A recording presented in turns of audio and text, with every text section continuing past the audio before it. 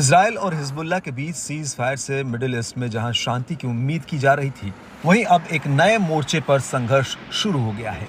जी हां, सीरिया एक बार फिर जल रहा है, धमाकों की गूंज से दहल रहा है, एक बार फिर हवाई हमलों की मार झेल रहा है। दो गुटों के बीच तीखी झड़प से सीरिया में बड़े पैमाने पर हिंसा भड़क उठी। एक पूरा शहर बारूदी खंडहर बन गया।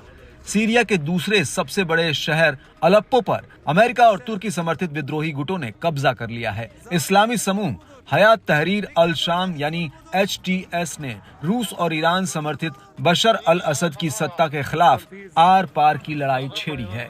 अब हमलावर हमा की ओर बढ़ रहे हैं। इससे मिडिल ईस्ट में नया संकट खड़ा हो गया है। हाल ही में विद्रोहियों ने अपने हमलों को धार देनी शुरू की। इस आक्रामकता ने अब मिडिल ईस्ट में एक और बड़े जंग की संभावनाएं तेज कर दी हैं।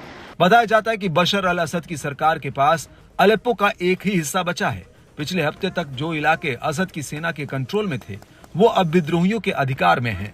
बशर अल असद को बचाने के लिए रूसी सेना ने मोर्चा संभाल लिया है। वहीं HTS को अमेरिका का पूरा समर्थन मिल रहा है। इससे जंगी मैदान बने सीरिया में अब दो महाशक्तियां आमने सामने टक्कर दे रही हैं। माना जा रहा है कि ये लड़ाई एक बार फिर सीरिया को उसी पुराने दौर में ले जा रही है जब पूरा देश जंगी आग में धधक रहा था। खास बात है सीरिया में अमेरिका और रूस की सीधे दखलंदाजी। बताया जा रहा है कि पहला हमला तुर्की की शह पर HTS गुट ने किया था।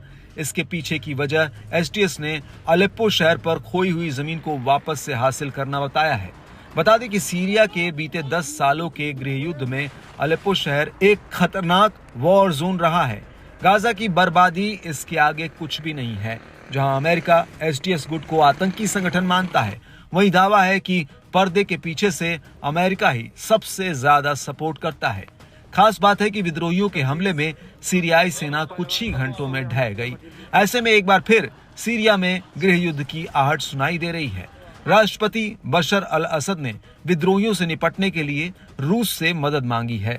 इसके बाद रूस ने तुरंत हरकत में आते हुए विद्रोही गुटों के ठिकानों पर जमकर बमबारी की। रूसी सेना ने बताया कि पिछले 24 घंटे की एयर स्ट्राइक में करीब 300 विद्रोही लड़ाकों को मार गिराया गया है। वहीं अब अटकलें हैं कि ईरान और उसके प्रॉक्सी गुट भी सीरिया में कूद सकते हैं।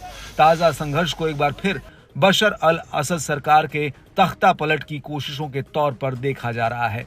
बताया जाता है कि साल 2016 में रूसी सेना ने सीरिया के कई शहरों पर जबरदस्त हमले किए थे।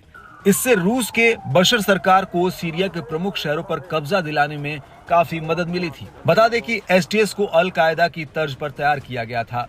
समय के साथ अब इसका लक्ष्य सत्ता हासिल करना है।